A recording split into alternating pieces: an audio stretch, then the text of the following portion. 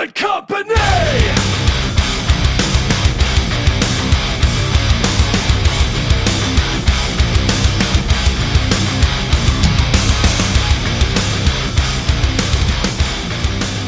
Hey guys, my name's Scott Bowling, and you're watching Good Company. Today we have a special episode. We have two of my good friends. We have Mikey from Islander, and this guy has hooked me up with so many interviews, it's crazy. He hooked me up with this guy, Matt Pinfield. It's great to be here, Yes. man. Three of us, man, it's cool. Three is. Yeah, dude. Yes. I can't think of three guys who'd rather hang out. I mean, the three of us Thank hanging you for out, being man. here. Yeah, dude. Thank You know, for I being love here. it, man. Yeah, absolutely, Scott. It's the dude. best, man. It's great. So today we have three of our favorite punk albums. This was not easy. I wanted to change the list multiple times. Mikey wanted me sit in the middle, so I feel a little uncomfortable. yeah. So with that being said, Mikey, you go to start, right? You're right there, man. Sure. So what's I your can first start. one? All right, first, can I give like a disclaimer, please? Yes. This was really hard to choose because The hardest, right? yeah, because for me, I think that punk. You know, I know that there's punk music. I know what everybody thinks of when they think of punk music, but I think that hip hop can be punk. I think that there's punk metal bands.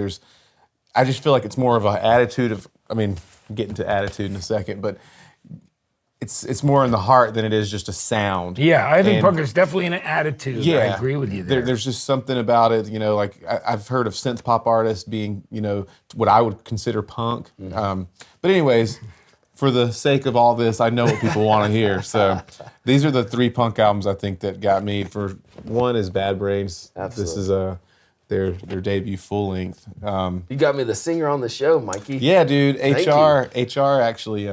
The way I discovered Bad Brains, I discovered the band POD first, who you've had Sonny on the show, Yes. and we're good friends with those Thank guys you. now. Yeah, man. But I saw an interview of Sonny talking about Bad Brains like in 1998 or 1999, and that's where I really was like, who's this band that influenced one of my favorite bands? So I went back, did my homework, and found one of the best bands in the whole world, Bad Brains. And my band has actually had HR on two songs, Think It Over and Lucky Rabbit. And it's just, I wouldn't be doing this kind of music if it wasn't for this band. And yeah, I just, this record, I don't know enough good things to say about it, just from the first track, Sailing On, who, tons of people have covered, No Doubt's covered it on MTV and all kind of stuff. And the song Attitude, we were talking about attitude. Yeah. I think that's the most punk song ever when it comes down to it, because, saying I got that attitude, even though it's saying, the PMA or whatever, the positive mental attitude. I think that these guys coming out, being black musicians at a time when, punk wasn't necessarily thought of in that way. And I think that it's kind of cool. There's Black History Month right now. I just thought about that, and we're talking about Bad Brains. So, and did this, when you heard Bad Brains, did it change your kind of style for Islander? I mean, is Yeah, that kind of big influence on your style? I think even more than the sound, just the heart of the live show, and just kind of, I don't know, like that energy going. yeah, that vibe of it not being about the band, but being about the people in the room, and forgetting about a barricade or us being on stage and just saying, look, this stage is yours. This whole idea of rock and roll belongs to you guys. When we can just get up there and throw our guitars around or whatever, it's practice until the fans show up. They're the show. And I think I learned a lot of that from listening to Bad Brains. So, because if you look at some footage of their shows, it was insane. There was no distinction between the stage and the audience. Yeah, man. Him doing those, like HR doing those backflips, man. Yeah. Yeah. I want to do one on stage so bad, and every time I think I'm going to go do one, I'm like, but I really enjoy walking. So Exactly. Practice. I don't want to become paralyzed just from trying to do a cool rock and roll movie. Yeah. And Matt, you got to interview HR too, right? Oh yeah, I have interviewed HR, and he's a great guy. He's a really cool. He's an interesting guy. Incredible history. I love the fact that they named themselves after a Ramones song. They were looking for the right name. HR's an interesting guy. He's definitely, he sometimes goes off on a very different plane. But I love him, and I love the band, and I think he's a great performer, and it's a pretty incredible history there. So, and that's the record too, that debut record to me. Yeah. I love that and Eye Against Eye, but that record in particular. Well, even the 'cause album it's the real cover, punk. It's just it's so The lightning at the top. Here's a Yeah. DC hardcore band. yeah, it's right? incredible, and it's the fact that even the idea they were banned in DC Yeah. and moved up to New York, and this is just this is the shirt everybody wants. This is the classic Yeah. symbol right here. So That's a Yeah, good pick, man. man. So I guess my pick will be the Social Distortion live album, Live at the Roxy. This is one of my favorite live albums ever. Basically, when I first moved out of my parents' house, music's like the soundtrack to your life. You always remember, like, when that album came out, I was doing this. Right. When this album, not when it came out, it came out maybe 98 or 99. 98, yeah. Well, when I moved out, it was 2000, and all my friends liked it. And so they were playing this all the time. So this album basically is like me turning 20, 21, and every time I hear this, I just think of no responsibilities. I'm living on my own, and I'm drinking like a fish. It's just like that. I just love this album too, and it still holds up today. I still listen to it today. I'm not sure if they did a live DVD of it or not. Would be cool if I saw that. But man, just every song's great. And I listened to this album before I listened to Social Distortion. So this album kind of got me into listening to all the old Social D stuff.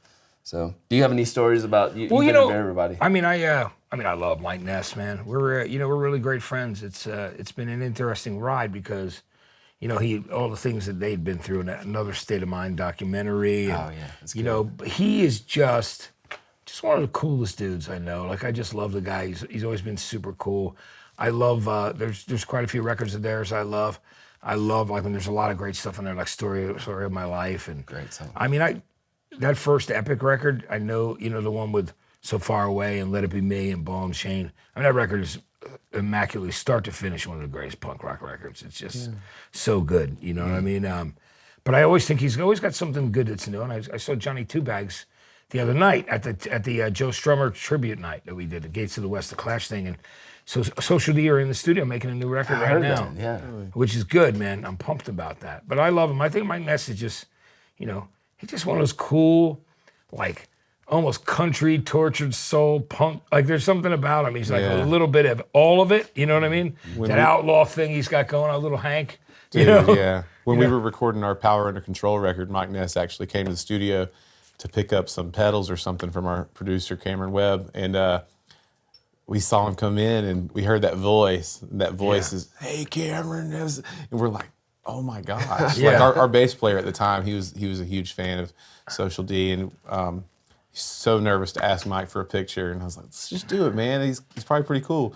Went up and asked him, and he was the nicest dude. Sweetest, right? Yeah. So it was cool, man. That's my Social Distortion. Yeah, that's a great one. That's a good one. That's, it's always good to know that Mike has always stayed just one of the nicest guys around, just cool to all his fans, which is great. Awesome, man. Well, what's your pick? All right, so I'm gonna go to the first one first. So the reason I'm gonna pick the Ramones' first album and how important this record is to me is because, I mean, there were a lot of things, that I could have picked, but I have to start with this because it's a ground zero for me. I'm a young teen in junior high.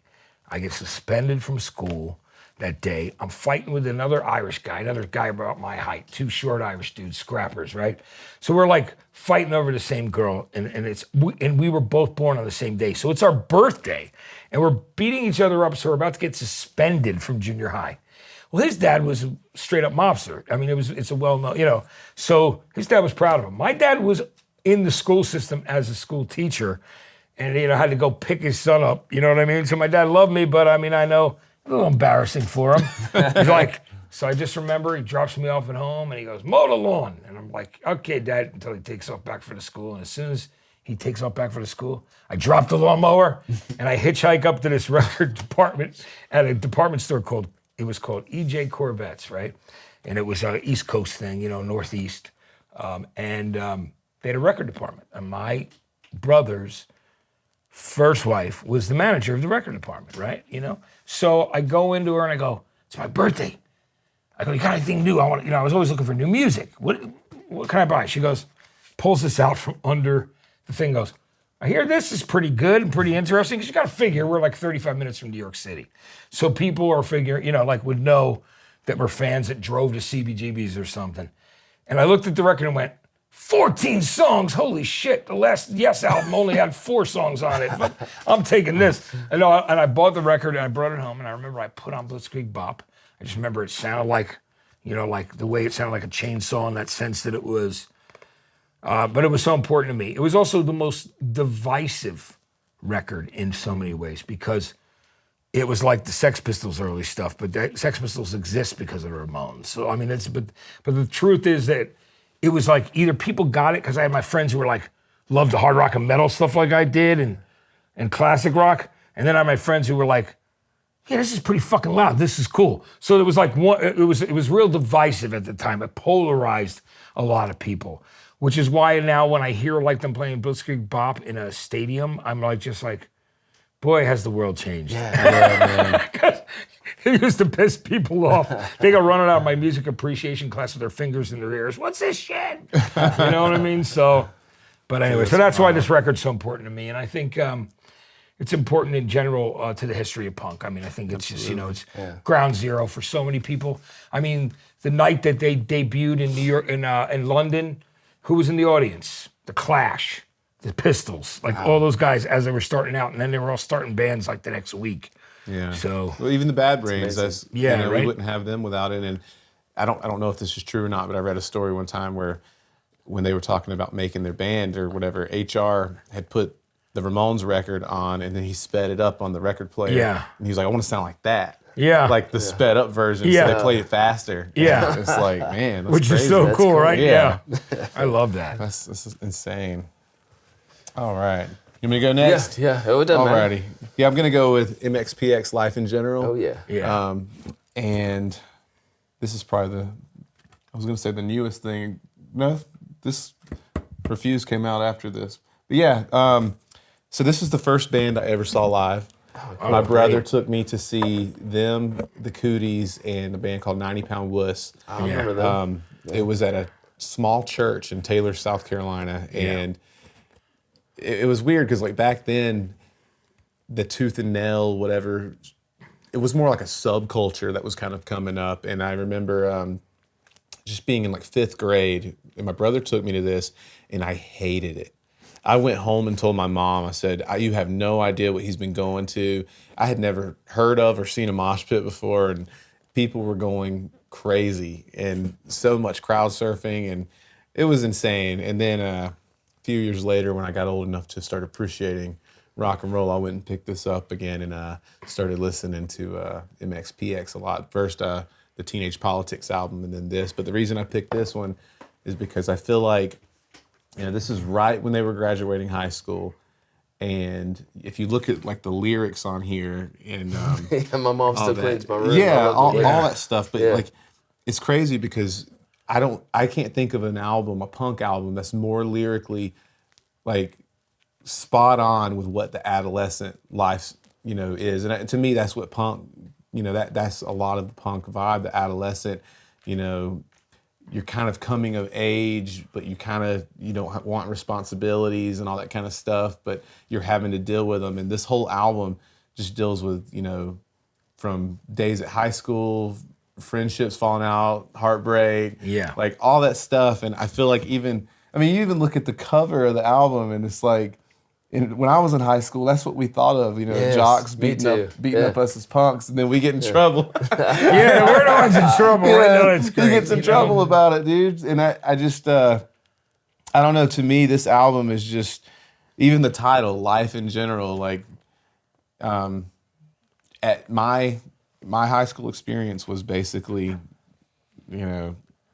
MXPX, just all together. And I think back about that, and I've got to meet Mike Herrera before, and the guys, and they're super awesome. And I told him about how I saw him in 5th grade, and actually have a video of me that I guess the venue was doing like this like special show that they were going to show on like the Christian Network. Yeah. And it shows me walk into the venue at my first show, and I have that on tape because somebody found it and they gave me the tape, and it's pretty cool. That's cool. You see yourself as a 15-year-old going, that's Yeah. the best. Yeah. That's Or so 5th good. grade. 5th grade. 5th grade. Wow. So Yeah. there we go. So now you were 10, 11. Yeah, I was like 10 or 11. My brother's introducing me to punk rock, and I wasn't ready. Yeah. I was not ready. I was still playing with my action figures and stuff. Yeah. And But yeah, once I got to like 13 years old, I went back and I picked that record up out of my brother's room, and I was like, this is that band we went and saw, right? And I started listening to it and started relating to it. And yeah, to me, MXPX is they're one of the best. I think that, like you think about the success Blink-182 and Green Day had, and not that MXPX didn't have success, but they never reached that level of success that Green Day or Blink did, and I feel like they definitely deserve it. So yeah, they're sweet guys. They were, when they did 120 minutes, they were always the best, and they were just so cool. And then I did a bunch of other things with them over the years. They were always just really cool dudes. And Chick Magnet, we played off that record. Yeah, that's the one that kind of started really taking off. Yeah, on which was MTV. cool. And I don't think Mike thought at the time when this came out that he would one day be on a channel called HGTV. So showing all, he was on HGTV recently. Yeah. I thought it was awesome. Well, was it his house there, Home and Garden? Yeah, it was. They were doing a not Extreme Makeover. What is it? Man, I like house, like flip this house or something it was like that. Fix It or Flip It. Yeah. Okay, it was Fixer Upper. Fixer Upper. That's what it was. Something like that. Something my wife loves. Yeah. I can't remember the name of the show, but she's like, "Hey, my career is on here," and I'm like, "That's crazy. We're getting old." Yeah. And that's cool. And I'm like, I always explain to people, I'm like, that's cool. I'm glad. That's good that he's on there. I'm glad he's doing some fantastic. stuff. Yeah. Dude, I love those guys. I love how MXPX also opened the doors for Tooth and Nail. I was watching that documentary. They did. And They did. That's when people band. found out about Tooth and Nail. Yeah. Aaron Sprinkle, who produced a lot of those records and was one of the guys co-running Tooth and Nail, did a record for me with a band from Seattle called Acceptance. That was one of my records years ago. So he did that one too. Yeah. Okay. Yeah, but he's a great producer, by the way, and he's really he's Tooth and Nail fantastic. guys are good people. They're cool. Yeah. They kind of Great documentary. They broke Yeah. open the door for other punk bands like Reliant K and stuff. Yeah. to come Yeah. out. Yeah. All right, cool. So I guess my second one is Rancid, Out Come the Wolves. This album, it's kind of like the other album. Every song is good. I don't know. It's like one thing in common about these punk albums I chose is just every song is good. I remember I was 15 when this came out, and I could listen to this album from start to finish.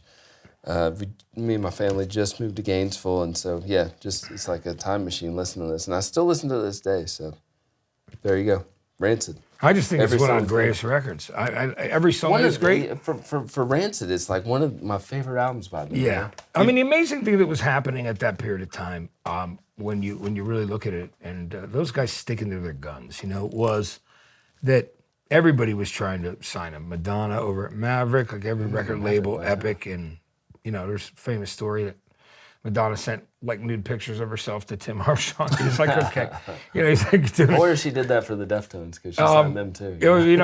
Signed Bad Brains too. Yeah. No, I mean, her and Guy and the people over there. There's probably a some great bunch of bands. naked pictures of Madonna somewhere. No, she'd say, you know what, man, she's a badass. But I that's will awesome. say, I love that Rancid album so much.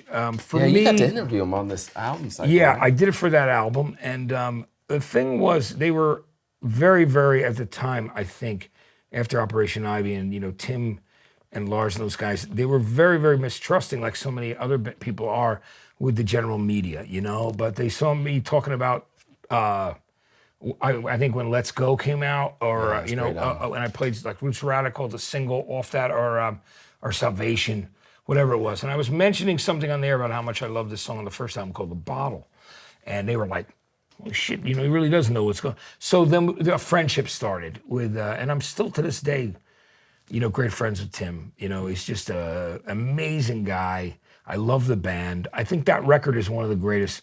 That is certainly, in my mind, one of the best punk records of the 90s, hands down. I love every song on it.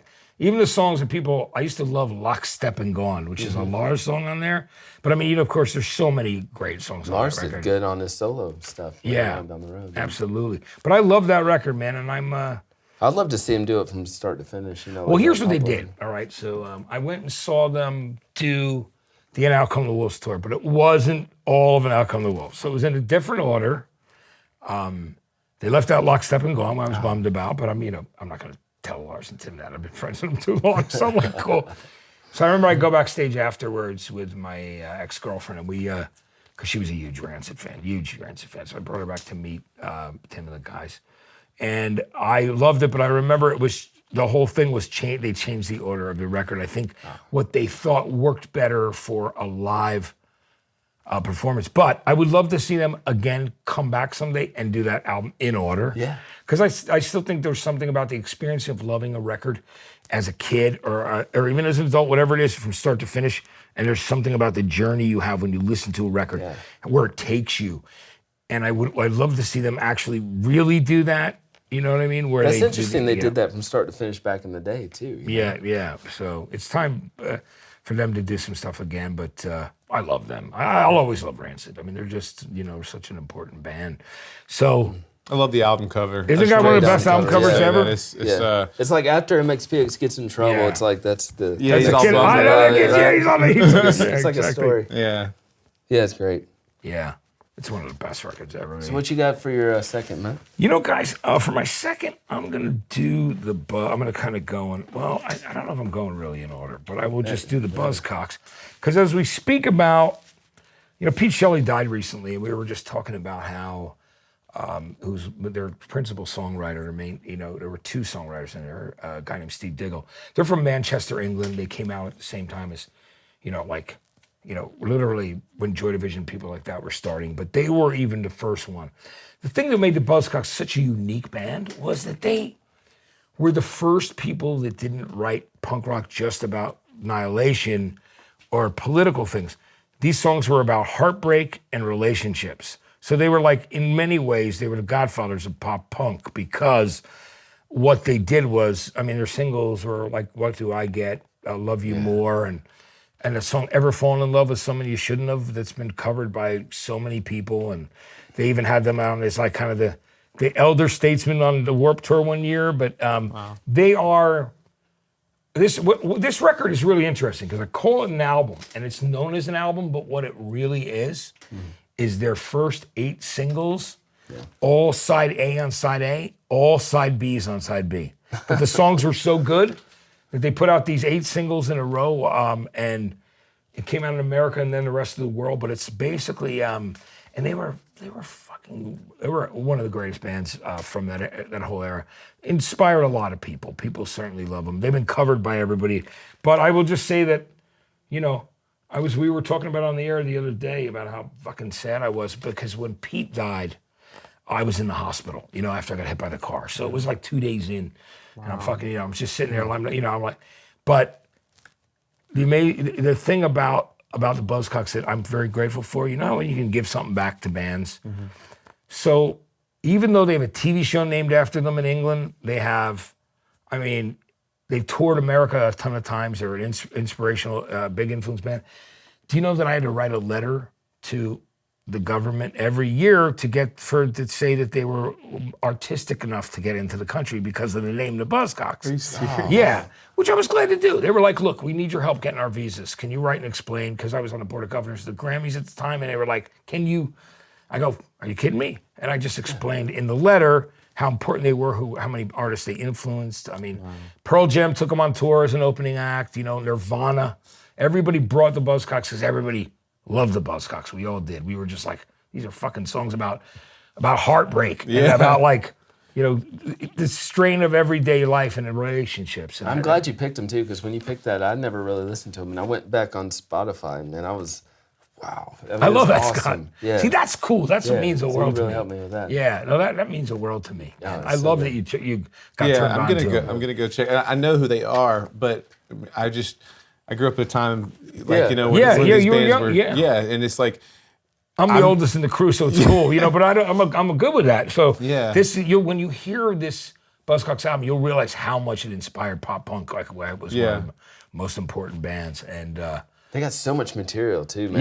Yeah, it's amazing. Man, yeah, album after album. The thing that's amazing is the first time they broke up, they had 3 albums out. This collection, about, I don't know, I'm guessing about 15, 16 singles. And they would actually be on top of the pops in England. They would chart, even though the B-side of a single might be called Oh Shit, but you know what I mean?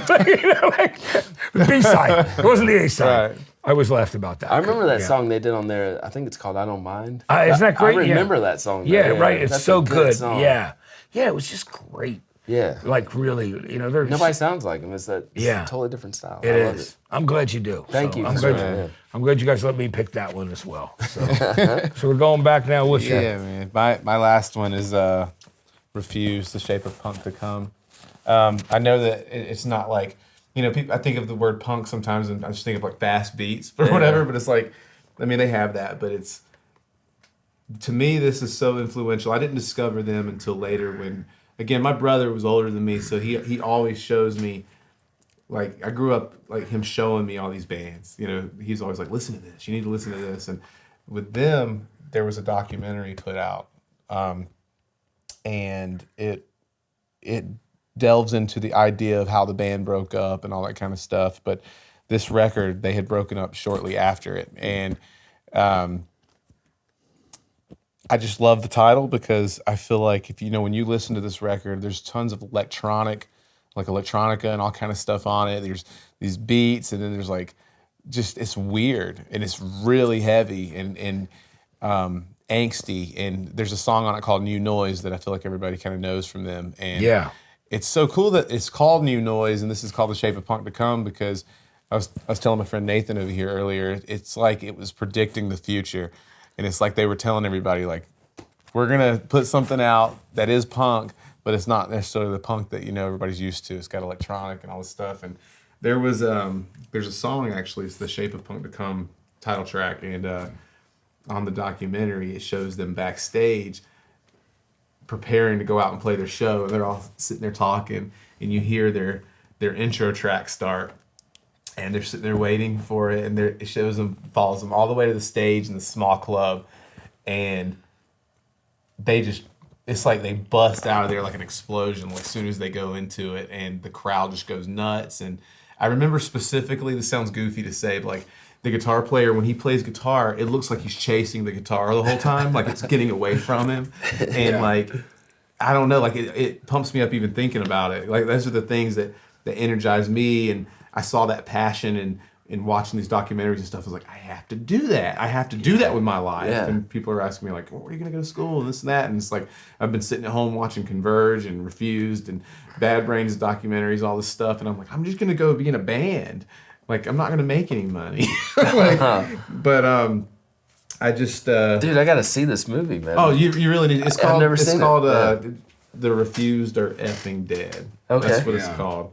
And... that's the PG title. Yeah, thank you. But oh no, Bad Brains. That brain's falling. And they're gonna stage dive. So yeah, if anybody hasn't checked this out, please by all means go check it out. Yeah. Even the way that the band dressed, it was different as far as like, hearing a heavy band and seeing them wear, the collars outside of the sweaters and the skinnier pants and all that kind of stuff. And this came out in 1998. It was ahead of the time. And I don't know. I just think people should go back and do their homework and stuff. Like, I'm going to go back and do my homework on Buzzcocks. Yeah, that's cool. I'm So excited cool. about it. I know I've heard them. I know the name. I've seen the name everywhere. But it's not the kind of thing where I've ever sat down and just listened to it, And I think that it's cool that there's bands I still don't know about that I can discover. That's the best thing about music absolutely. is you can always discover new things. That's what I'm doing every day, every week. I love to find something new to love. Yeah. Yes. Sometimes people... Nobody knows everything. People go, "Oh, you know everything." I'm like, no. I go, because the minute you think you know everything is the minute you stop learning. Yeah. Yeah. But anybody It's else has true. got their head up their ass. It's not my way. I think too. absolutely. I think a lot of times, people judge people for not knowing certain artists, and it's like, instead of doing that, say you need to check it out. Here's my thing. I always say to people, too, just not to interrupt you guys again, No, but you're good. I always say to people, it's not when you find out about an artist, it's that you found out about an artist. Absolutely. And you should be like, just encouraging people to love things. It's not like a Yeah. back pocket thing, like, oh, you don't know him, or whatever. Yeah. I have no time for Yeah, that. we put records out so that it'll spread, Yeah. like, and that's it's about sharing a message of things that you love, that you care about. Absolutely. If you genuinely love music that much, or an artist, then you want to turn more people on to them. Yeah. Because they deserve to hear an experience. And that's why you started on the radio, right? Because you wanted people to I just discover wanted people to hear your stuff. this stuff, like Definitely, whatever I right. loved. I wanted to turn people on. I wanted to share and it. sometimes seeing other people love something it helps you love it too because you see what they're passionate about and you're like, wow, I get it. And like Refused, like I don't agree with every single political statement they've made or whatever, but the heart of how passionate it is, I can get behind passion and wanting to spread some truth. And that's the kind of thing like bands like Refused and Bad Brains and all these bands we've been talking about, you know, they've done it. To me, that's what punk is. You're spreading that and that passion and yeah. I actually messaged Dennis one time, the singer, when an Islander was first starting out, and I was like, dude, we have this song we want you to guest vocal on. And he emailed me back that very day, and it was right when Refused was starting to kind of come back. And he was like, dude, I'm so busy. He was like, thank you so much. And he wrote me like a whole paragraph about like what they were doing and stuff. I'm like, he didn't have to, you don't even know who I am. So, yeah, thanks, Dennis. Great choice, man. That's great. Love Awesome. that. Okay, I guess my last one is Misfits. Walk Among Us. So I went through a season. I was in high school when I first discovered Misfits, and me and my buddy Jamie, who I've had on the show, I went through a season where all I listened to was Misfits. I'm like, every song they've ever done, I like. Yeah. It's all 2-minute songs, and they're all kind of like crazy lyrics. They almost sound like little poppy songs almost, with just these intense, dark lyrics. I tried to do my hair like that because I got a widow's peak, so I could have been in the Misfits. But I see this guy with the blonde hair, that would have probably been me. But anyway, Sam Hain, what Danzy did after Misfits was awesome too. And I've kept up with Misfits as well, you know, even with the new lineups they've had. So this is my choice. Have you ever interviewed any of these guys? Well, yeah. I mean, you know, I've of course met Glenn, and I've done stuff with Jerry and Doyle. I love those guys. You know, they're Dude, Jerry and I are friends. Yeah. You know, like it's Jerry's daughter was at that perfect age when we had the MTV Beach House down in Seaside Heights. So Jerry was like, I want to throw a Sweet 16 for my daughter. I'm like, dude, just come here. We'll do it here. So we had them all. I had all his, like, they got to, like, have a private party at the MTV Beach House for Jerry's. Got to do it for a Misfits, brother, right? And he's a Jersey friend, too. You know what I mean? Like, they're all from Jersey. Yeah, I love the Misfits. I love those. I mean, those records are great. They're from a town called Lodi, New Jersey.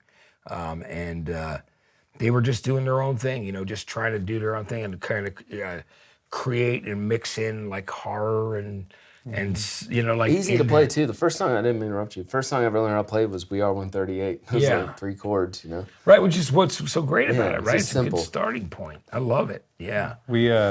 I've met Jerry before at an awards show, and he was super nice. And we also we played a show at the Whiskey about 6 months ago, I guess. And Danzig came out, and it was my first time meeting him.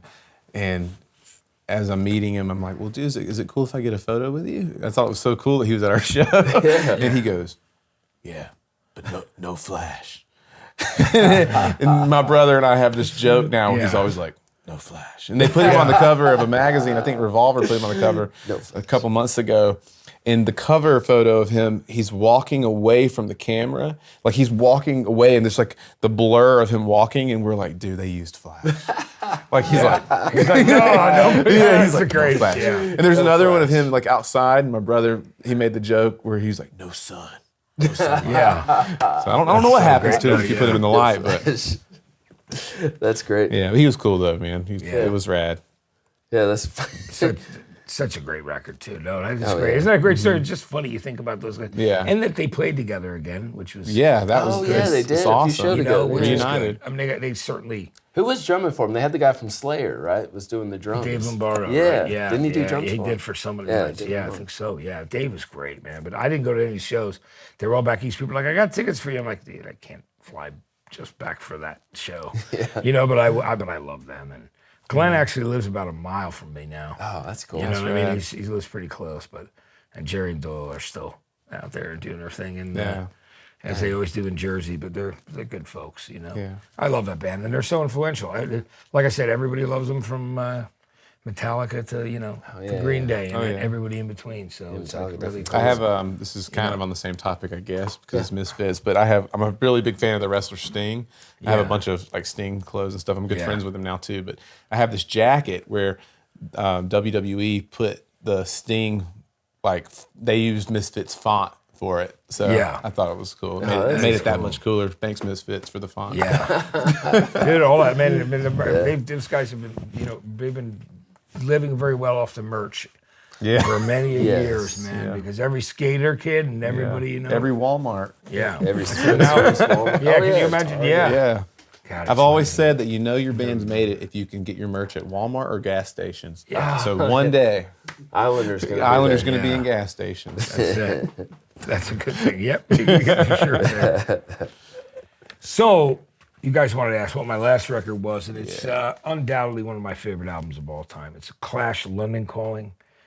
This is a double album, which, you know, they were the first band in the punk era to ever do anything like a double album. But that's because they were really a multi-dimensional band. When you think about the fact that, you know, when they started out, they could barely play. Really, I mean, Joe Strummer could play. Joe Strummer was already in a band called the 101ers. But Paul Simonon, the bass player, who, you know, was just learning how to play. Mick Jones was a big fan of, like, 70s glam, like Mott the Hoople and Bowie and T-Rex. So it was a really interesting group of guys. By this third album, their manager, who had like kind of too much of a grip on what was going on with this guy named Bernie Rhodes, they you know, fired him for a little while because he was just getting too crazy, and they decided to just make this record without his interference.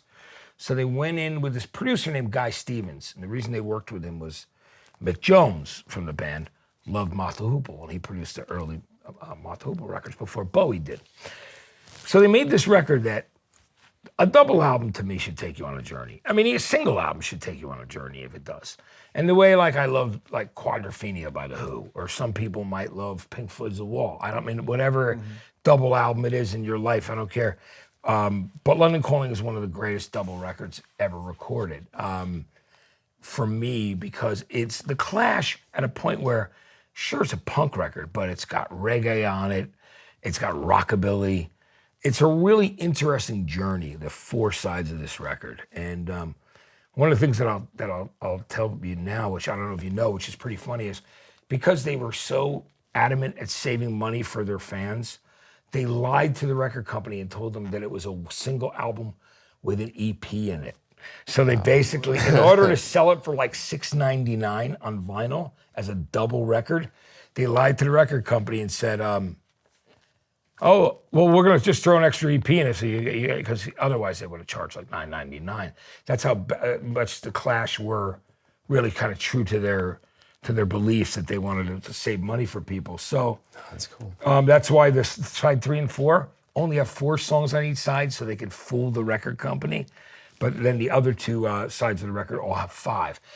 Wow. It's an incredible album. It's just it's really the genius of them discovering really where they were, and it's so influential, this record, in so many ways.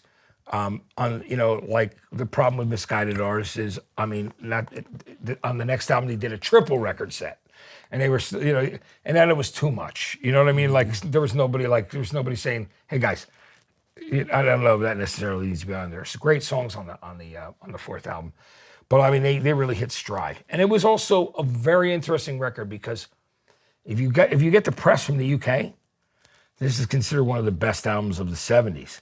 If you buy the press in America, it's considered one of the best albums of the 80s because it came out in England on the second week of December in 79, and it came out in America the second week of January of 80. So like it's a different album for different decades according to people, but it's, I just, you know the songs London Calling, I mean, but there's so many on there. It was a punk band really flexing their muscles and just doing something incredibly creative. So it's like an album that takes you on a journey. So that's why that's my number 3, if not my number choice. 1. And by the way, I was at this show, guys. You see where he's smashing his bass? Paul Simonon. It was called the Palladium in New York City. It used to be called New York Academy of Music. I saw so many great shows there, like Thin Lizzy. I would see like the Boomtown Rats, like everybody back then. AC/DC with Bon Scott. You were at that show? But I was at this show. That's amazing. And you know where I was? He was on the right-hand side of the stage, right? So I was back on the orchestra, which I was psyched to even be on the floor, but I was on the Mick Jones side of the stage all the way over. And I remember just fucking looking up, sorry about the language, but I remember just looking up and seeing him smashing his bass and just going, I mean, I'd already known The Who had done it, but there was something about it that night. Yeah, dude. That's amazing. And she snapped that picture. And look at the screen. The screen's right there. See? Yeah, Look at it's that. the best. It's one of the greatest. Dude, So to be at that show, I mean, the Clash were such an important band to me. that's one of the best album covers of all time. It is. And I mean, something else I've noticed. Based on an is- Elvis Presley album. Yeah, cover, yeah. as you know. That's part of why I like it. Yeah, I'm a right? big It's so Elvis cool, fan. yeah. Right. It's something I've noticed though from every record we've chosen. Like album covers mean stuff. Like it's just cool how a good record for me isn't just the songs on it. To me, it's this whole package. Yeah. And album covers are important. I'm a very visual person, and I don't know. I think they're all really special looking. They all are, aren't they? I mean, Yeah. every one of these Yeah. records look great. That all three of us have, Yeah. which I love, and it's. I love that Ramones cover. Like Yeah. that's just one of the most Yeah, I mean, it was. iconic. It really is. I mean, all of them, and all the record covers you guys have too. It's just, I don't know. That's the beauty of the love and the experience of music and of records too. I'm glad Or even vinyls have come CDs. back, in the last few years. Yeah. Absolutely. Yeah. I'm really happy to see it. Guys, thank you for being here. This is amazing. Dude, Thank you, Mikey, thanks for for all your having me, help. man. You always help me get the Yeah. best artists there, man. Yeah. With this guy, that's awesome. No, it was great, Yeah. Scott. My pleasure. It I was grew so up great to watching be here. you, man. This is Means the world to me, Scott, blessing, from the man. bottom of my heart. Thank man. you, man. I want you to know that, definitely. Awesome, And man. we'll get you some more guys in here between me and Mikey. Yeah, We'll have man. you out Yes. with some We're cool to manage stuff. this guy. Yeah, I right? know, yeah. He's He's killing my it. manager, He's doing yeah. great, which is awesome. All right, thank y'all, man. All right, Appreciate thank it. you, Scott. Appreciate it.